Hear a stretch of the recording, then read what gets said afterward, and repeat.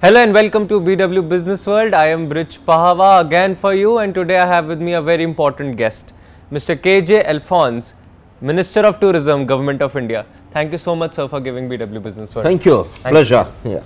Sir, my first question to you is, and something which our audience also would want to ask you is, India has a very rich cultural and traditional heritage, and we have been portrayed as a nation with great monuments, with a great history. But we haven't been able to promote tourism to the way we should have had and to get a footfall, which is substantial footfall for India. Why do you think it has happened, and what is your ministry doing to actually change the course of future tourism in India? Let me tell you about how we have done in tourism last year. In 2017, we have been extremely successful in tourism. For the first time, we crossed the 10 million mark in foreign tourist arrivals. And the domestic footfall, number of travels by domestic travelers has been about 1.8 billion trips. Now, so this we crossed 10.2 million actually. So that is a 15.8% increase over the previous year. While global tourism has gone up only by 7%, we have gone up by 15.8%. So it's a dramatic increase in numbers. Our revenue has been $27 billion, which is equivalent to approximately about 1,80,000 Indian rupees. So this is an increase of 20.2%. So we've done pretty well, very well in 2017. But as you're saying, are we happy about this? Frankly, no. I mean, India, we always been saying it's a 5,000-year-old civilization with incredible living heritage. Now, the problem with some of our tourist, let's say, successes has been that we've been selling just destinations, sites, like the Taj and other destinations, and without really the complete package which can bring in employment and also bring in the money.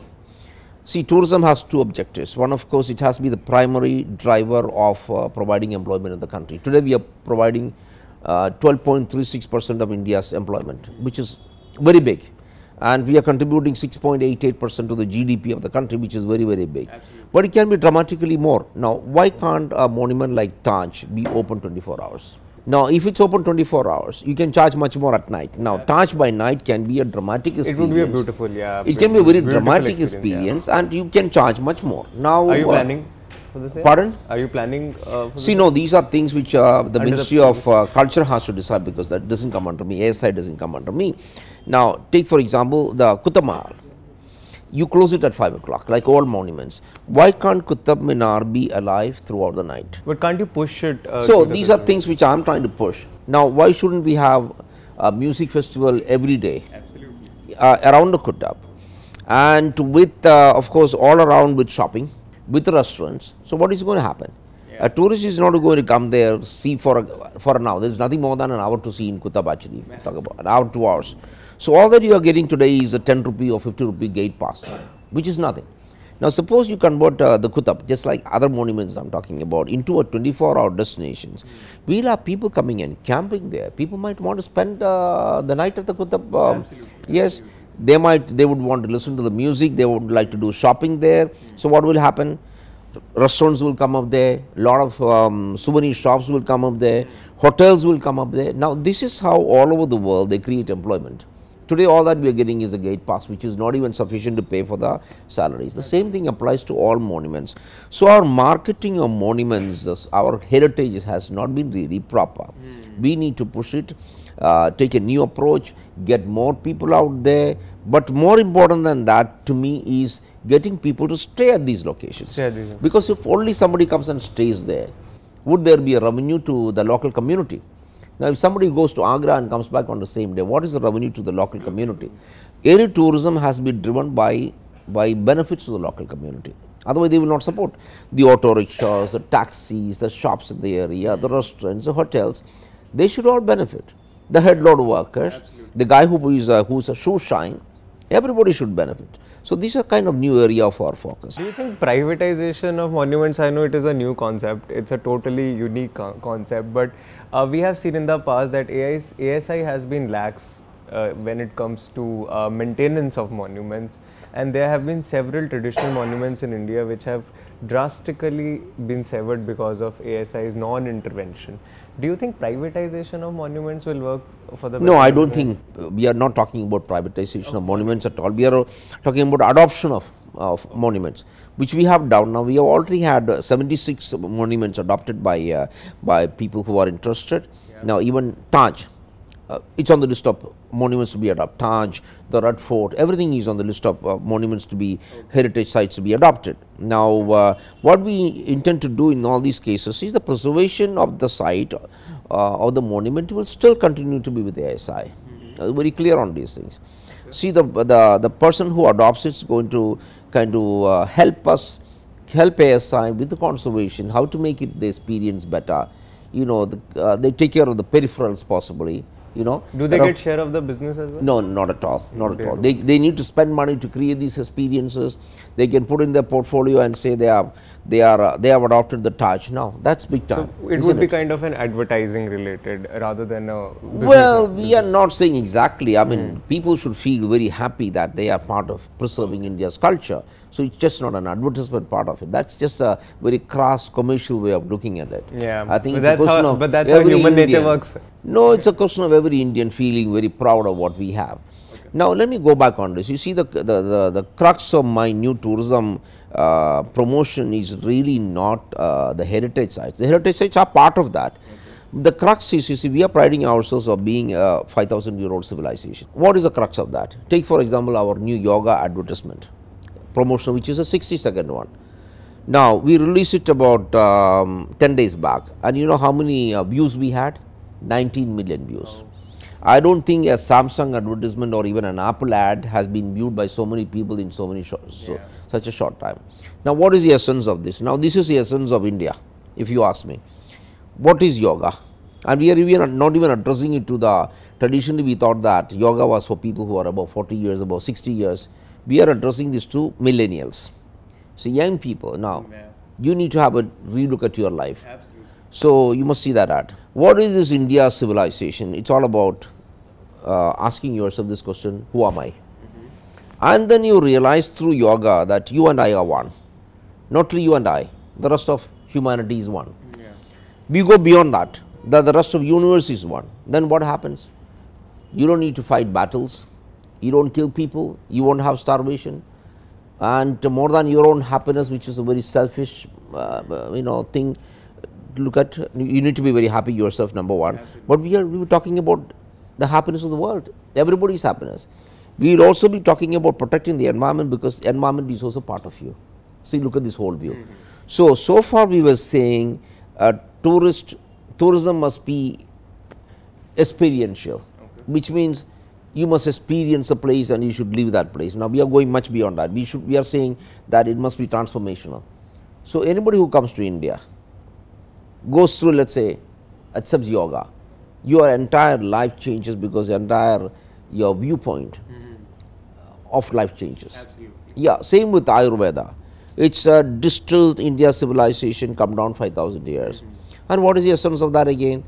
We are all one, and therefore, you don't need to look beyond what is available in the physical universe for cure, for wellness. You don't need chemicals to cure you. The universe has remedies. Absolutely. And so this is a new way we are looking at the whole thing. So taking your strand of thought, which is the promoting the essence of India, and Atiti Devo Bhava is also a part of it. Let's not try to coin exotic words. All that I'm saying, why don't you treat tourists like human beings? Absolutely, and that Yeah, there's you don't even have to treat tourists like gods. Yeah, absolutely. You're all exaggerating things which are not possible. Why don't we just treat them like normal, ordinary people with the right to privacy, with the right to have happiness? And Yes. you have actually answered my question, which was that it is very important for a foreign tourist as to what is the perception of the country he or she is traveling to. And relatively in the past, we have had instances which has not shown India in a great image. There was a fight among locals and the tourists, cases of harassment coming in. How do you deal with these? And do you think these have an impact? Of course, they must have an impact on the... Of course, they have an impact, because you see, the global media is, I would say, pretty racist. One incident happening here is blown out of proportions as if India is the capital of so murder, rape. So the other day when I was in Berlin at the press conference, an American journalist asked me, "Oh, you had one rape case in Delhi 6-7 years back, Nirbhaya case." Just by the way, this show is most watched in United States. Yeah, now it's extremely unfortunate that we had a Nirbhaya case, and any such incident is hugely deplorable. But the whole problem, I told the journalist, the very fact that you are asking me a case which is 6 or 7 years old, it shows that we don't really have many incidents in India. I said, I can tell you 10 incidents which happened in your city yesterday, which actually are much more grave than what happened here. I mean, whatever happens here in these cases are deplorable. I again reiterate, but then whole problem is one incident happening here and that's blown out of proportion, and the global media paints it. Yeah, it affects my tourism very badly. Absolutely. Now, let's come back to the way we should treat tourists again. It again comes from that. Why don't we respect the privacy of people who come as tourists here? Everybody wants to have a selfie, and then when you get too close, you want to touch them, you want to feel them. I mean, these are not things which are acceptable globally. So I think we also need to learn our lessons. Europe tourism has seen a huge transformation, specifically with the introduction of Schengen, right? Do you think such a concept can work in the South Asian Pacific region, where countries come together with one visa, and maybe that can promote tourism in the region on a whole? Do you well, I think it's not a bad idea. I mean, I don't think this idea has ever come up before. I don't think it hasn't. It's a good idea. But again, you see, we have made things so much easier. Now we have the e-visa, and we have made it applicable to 163 countries. And last year, over 1 million tourists came on to India on e-visa. It's simple. You apply online and you get it within 24 hours. You don't have to go anywhere. So we have made things so much easier, and eventually we hope that most of the tourists will come to India on e-visa. So our process have been so simplified. We'll try to make it even simpler. Okay. Comments on tourism in the Northeast, it has a huge potential. There's some initiatives you are taking for that? Well, Northeast has got such a huge, immense potential, but unfortunately, very little has been realized because even Indians don't see Northeast. So how can you blame anybody else? Yeah. So I really think we need to push it Northeast in a very big way, because Northeast is immensely beautiful. We have wonderful people there with music and dance and textiles, and it's an amazing region of the world. And so we are trying to push it in a big way. Okay, so any plans for 2018 and 2019 to go? Yeah, like I was talking to the Chief Minister of Meghalaya, the new Chief Minister, and I said, let's begin somewhere. Let's start with Cherrapunchi. They call it Sora. I said, let's build a bypass around Shillong city, because Shillong city is crammed, it's got too much of traffic. So let's build a bypass straight to Cherrapunchi, and let's build it as a huge destination. So these are things which we have already started working on. So my final question to you, sir. The world is moving towards liberty more and more, and there's a perception that India is becoming more and more Sanskari in its nature, and this is what one of my editors suggested to ask you. That is why I'm asking you. Do you think Goa could have been the Vegas of India, and Varanasi, on the other hand, could have been the pilgrimage capital of India, which they are not right now because of this perception that India on a whole is Sanskari? What are your comments? Is what? The Sanskari perception here, that people will try and put you through the age-old sanskars in India when the whole world is moving towards Indian traditions are extremely important. I've said I interviewed a for us today. However, whenever I travel abroad, I respect the tradition and culture of that place. Anybody who comes to India has to respect the traditions and culture of India. Yeah, this is not a lawless land. Absolutely. Thank you so much, Mr. Alphons, for giving BW Businessworld your time. I hope he answered the questions in a right way. I'm particularly satisfied. Thank you so much for giving us. Thank you very much. Thank you so much. Thank you.